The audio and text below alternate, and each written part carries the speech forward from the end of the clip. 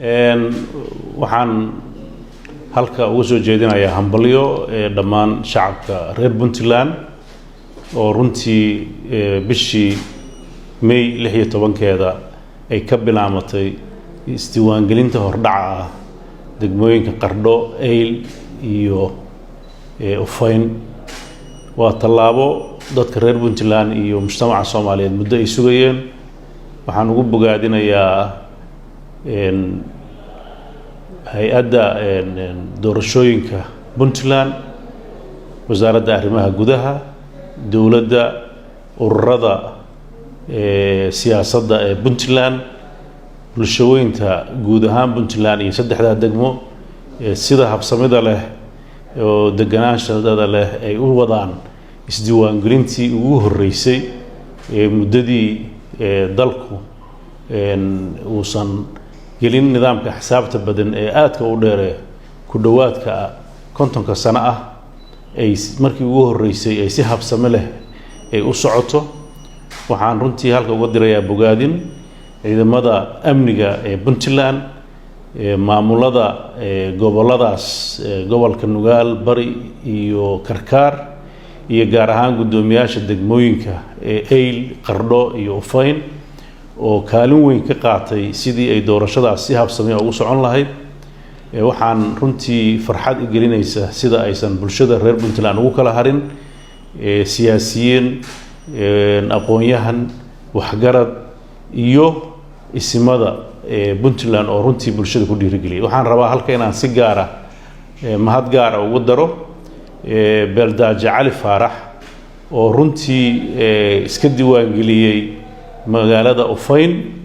bulshada reer Ufayn iyo bulshada reer Puntland ku booriyay ahmiyadda ay u leedahay nidaamka axsaabta badan si wanaagsan u cabiray. waxaan ka rajaynayaa isimada kale ee reer Puntland in ay kaalinta uga aadan ay ka qaataan sidii ay bulshada ugu boorin lahaayeen inay isdiiwaangeliyaan, in nidaamka axsaabta badan loo gudbo, in dadku ay iyagu madaxdooda doortaan, taas oo aan rajaynayo inay guud ahaan Puntland gaar ahaan Puntland iyo guud ahaanba Soomaaliya ay u horseedi doonto waddo deganaan siyaasadeed ah iyo kala dambeyn iyo amni xal iyo furan u noqon doonta mushkilada ragaaday ee muddada dheer soo socotay ee ka dhashay nidaamkii siyaasiga ahaa oo maaragtay dadka Soomaaliya muddadii u dambeysay u horseeday burburka iyo kala irdhowga ay u noqon doonto talada dalka shacabka inay iyagu dooran doonaan madaxdooda. waa tijaabo runtii reer Puntland u ah tijaabo inay guulaysato ay u tahay in ay wax badan oo muddo badan ay ku naaloonayeen arkaan. dadka Soomaaliyeedna tijaabo u noqon doonta in nidaamka dimuqraadiga uu hirgalay, nidaamka axsaabta badan ay hirgaleen, habka dooda badan dhaliya oo ku saabsan xulidda xildhibaanada iyo madaxda in la doortana looga gudbi doono oo dadkii koobnaa ay ka gudbi doonaan oo dadka ay noqon doonaan inay hadda kadib dad gaara aysan eedayn oo haddii ay wax ka khaldamaan eed iyagu ay leeyihiin noqoto. waxaa mar walba oo tirada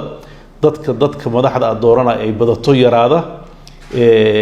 inay dhacaan waxyaabo khalad ah. maxaa yeelay qof waa la eedayn karaa, dhowr qof waa la eedayn karaa, waxna waa sixi karaan, waxna waa ka khaldami karaan. laakiin dad badan markii ay yihiin waxaan suuragal ahayn inay khaldamaan. maxaa yeelay dadka badani waxay noqon doontaa inay inta badan inta waxa wanaagsan ay isku raaci doonaan oo intii xumaan rabta mar walba waxa ka badnaan doona inta wanaag rabta. wixii dadkaas ay ku heshiyaan haday ka xumaatana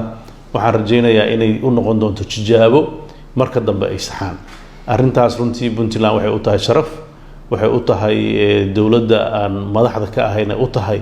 in ay noo noqotay tallaabo kamida tallaabooyinka ugu waaweyn oo aan rajaynaynay muddo xileedkeena inaan xaqiijino in ay naga ahayd inay go'an tahay inay bulshadeena arkaan. waxaan u rajaynayaa nidaamkaas hadda bilowday diiwaangelinta iyo doorashada hordhaca ee saddexdaas degmo iyo kuwa degmooyinka kale ka dhalan doona iyo kuwa madaxtinimada iyo baarlamaanka dambe ee dhalan doonto kulligoodba inay ku dhashaan si nabad ah oo degan oo xasilan oo qanaaco lagu wada qabo. waxaa shakhsiyan iyo xukuumad ahaanba naga go'an inaan ummadda Soomaaliyeed iyo halkan ka cadeeyo reer Puntland oo cadeeyo inay dhab naga tahay inaan xagal daacinayn inaan dana gaar ah aan ka wadan inay nagu filan tahay in dadka reer Puntland ay madaxdooda doortaan intaasa annaga waxay noo tahay wax weyn in ay qabsoonto marka waxaan ku boorinayaa in ururadu aysan si siman uga qayb galaan gacan siiyaan khaladaadka ka soo bixi kara ama guddiga doorashada ha noqoto ama ururada ha noqoto ama maamulka dawladda runtii hadafkiisu yahay inuu u fududeeyaan sidii guddiga doorashada ahmiyadiisa u gudan lahaa dhaxna u ahaan lahaa guddigaasi inay maaragtay iyadana kaalintoodu ay noqoto isaga milmin tartanka ururka dawladda uu ka qayb galayo iyo habsami socodka waxa dadka u dhaxeeya shaqadeeda inay hufnaanto taas ayaan ku boorin doonaa waxaan rajeynayaa guul inay ku dhamaan doonto haddii ilaahay idmo diiwaangelinta muddadii loo qabtay oo runtii diila iyo farxad weyn cid walba oo ka shaqeynaysay iyo cid walba mas'uul gelinaysa iyo sida habsamida leh hawsha u socoto waxaan kaloo iyadana aan rajeynayaa in doorashada waqtigeeda iyadana ay loogu talagalay inay ku dhacdo oo iyaduna si nabad oo hufan ay ku dhacdo waxaan ku boorinayaa shacabka reer Puntland in ay deganaantooda ilaaliyaan inay nabadgelyadooda ilaaliyaan in ay gacan ka geystaan nidaamka axsaabta badan oo u sahli doona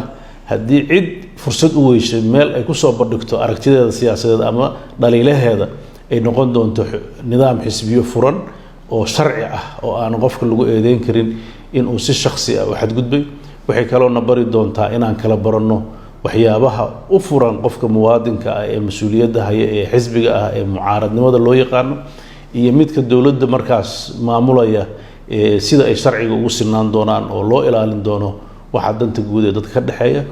aragtida lagu kala duwan yahayna loo soo bandhigi doono si hufnaan ku jirto oo u khidmeynaysa ugu dambeyn bulshada ee reer Puntland iyo guud ahaan bulshada Soomaaliyeed waxaan aad ugu faraxsanahay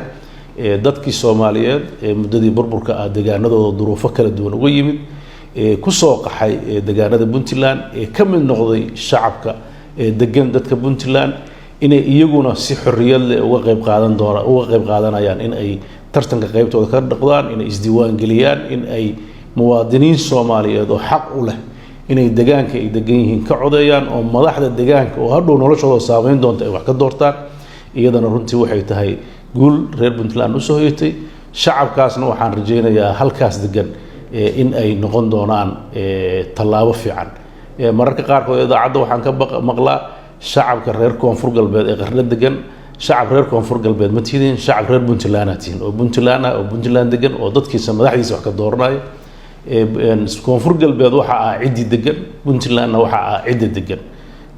waxaan rajeynayaa dadka degan inay degaankooda danihiisa ka shaqeeyaan horumarkiisa ka shaqeeyaan maxaa yeelay noloshooda ku jirta way ku baraareen way ka shaqeysteen way ku nool yihiin caruur bay ku dhaleen mustaqbalkan way sii deganaan doonaan xaq bayna u leeyihiin inay madaxda ay wax ka doortaan waxaan rajeynayaa inay arrintaasi ay noqoto arrin muwaadinimadu ay noqoto saldhigga asaasiga ah ee horumarka keeni doona waxyaabaha sharciyada u baahan ee hadda laga shaqeynayo ama qaybtooda laga shaqeeyana waxaan rajeynayaa iyaguna inay waqtigooda sida ugu wanaagsan ay u dhameystirmi doonaan intaa markaan ka baxo Puntland waxa kale oo aan rabaa inaan u soo jeediyo ammaan wasaaradda waxbarashada oo runtii iyadoo duruuf adag lagu jiro oo COVID-19 uu jiro oo duruufuhu dhaqaale iyo maaragtay arrimihii ka dhashay COVID-19 uu saameyn ku leeyahay haddana ku guuleystay in nidaamkii imtixaanaadka ah runtii centralized ah Puntland ay ka wadaan waxaan si gaar wasaaradda waxbarashada ugu amaanayaa sanadkii horeetana cid kasta oo imtixaanka xaq u lahayd in ay gasho inay goobaheeda ugu geeyeen waxaa tusaale ahaa sanadkii hore gabdho umulo ahaa oo guryahooda lagu geeyey waxaa sanadka iyadana runtii aad ii soo jiidatay in dadkii xabsiga ku jiray tacliintooda ka golako in ay xabsiga dhexdiisa imtixaanadooda ay ku galeen maxaa yeelay xabsigu ciqaab maahan waa dhaqan celin qofkii xadgudba lagu dhaqan celinayo laakiin aysan inay waxbarashadiisa ka go'in inay ku dadaalin iyadana waa uga mahad celinayaa wasiirka iyo xubnaha kale wasaaradda runtii shaqadaas dhabarka u ritay iyo hay-adaha amniga ee ka caawinaya sidii imtixaanaadka loo ilaalin lahaa sidii imtixaanaadku aysan maaragtay ay u geli lahayn inay gacmo khaldan galaan amniga imtixaanaadka ilaaliyay amniga maxaa la yiraahdaa ama ahaato imtixaanka ama imtixaan gelidda labadaba qeybta way ka geystay iyo maamulada iyo degmooyinka runtii imtixaanaadkaasi ka dhacayeen oo iyaduna gacan weyn ka geystay guud ahaan waxaan u rajeynayaa bulshada reer Puntland horumar waxaan runtii ilaahay uga xamdinaqaynaa in uu raxmad ballaaran u siiyey oo ay maaragtay sanadka ilaahay u abaarta ka dulqaaday waxaan kaloo insha Allah rajeynaynaa waxyaabahan macadi ka dhashay ee dhaawac soo gaaray jidadka qaybtood inaan insha Allah dawladdu si degdeg ah wax uga qaban doonto waxaan baaq u dirayaa dhammaan bulshada in xilliyada barwaaqada oo mararka qaarkood isqoonsi dhaco oo maaragtay aysan deegaanadu aysan ka dhicin qalalaase amni waxaan kaloo oo bulshada reer Puntland ku boorinaya waalidiinta inay aad u foojignaadaan caruurahooda oo runtii muddadii u dambeysay tiro dhowr ah ay sababtay in ay daadadka meelaha ku soo rogmanayaan ama meelaha biyo qabatanka leh runtii dhalinyaradu ay caruuruhu ay u dabaaltagayaan dad fara badan ay ku dhinteen tiro aan hadda tobaneeye ka yareyn ayay tahay waxyaabaha ilaa hadda aan ogaanay inay ku dhinteen arrimahaas sidoo kaleeto geerida ka dhalata shilalka maadaama jidadkii dhibaatooyin xagga roobka keenay ay jiraan in iyagana aad loo taxadaro waxaan aad ugu rajeynayaa bulshada reer Puntland iyo tan Soomaaliyeedba in Ilaahay subxaanahu wa tacaala uu deganaansho iyo horumar iyo barwaaqo u siiyo waxaan kaloo runtii fariintan ka soo dirayaa magaalada Muqdisho oo u joogno shirkii wada tashiga qaran ee dhinaca doorashooyinka oo maalintii labaad isragana galay oo runtii jooga qurux badan oo degan ku bilowday oo prime ministerku uu hogaaminayo waxaan rajeynayaa in uu wadada uu hadda hayo ay keeni doonto in khilaafaad badan oo hore u jira ay soo afjari doonto dalkuna doorasho degan uu geli doono waxaan u rajeynayaa ilaahay idinkiisa dadka Soomaaliyeed khilaafkooda siyaasadeed iyo kala aragtidoonaantooda inay mar walba ku dhameeyaan wada hadal iyo isku tanaasul iyo inay mar walba aysan ku kala tagin waxa danta guud iyo maslaxadu ay tahay qof sidiisa gaar iyo koox gaar iyo gobol gaar oo dana gaar u gaari kara ma jirto wada jirka iyo midnimada iyo maaragtay mar walba isku tanaasulku inuu noqdo aasaaska horumarka dawladnimo ee aan tiigsanayno marxaladaha adag ee qalafsan mar walba noo hor imaanayana runtii adkaysi iyo sabir iyo wada jir aan uga gudbino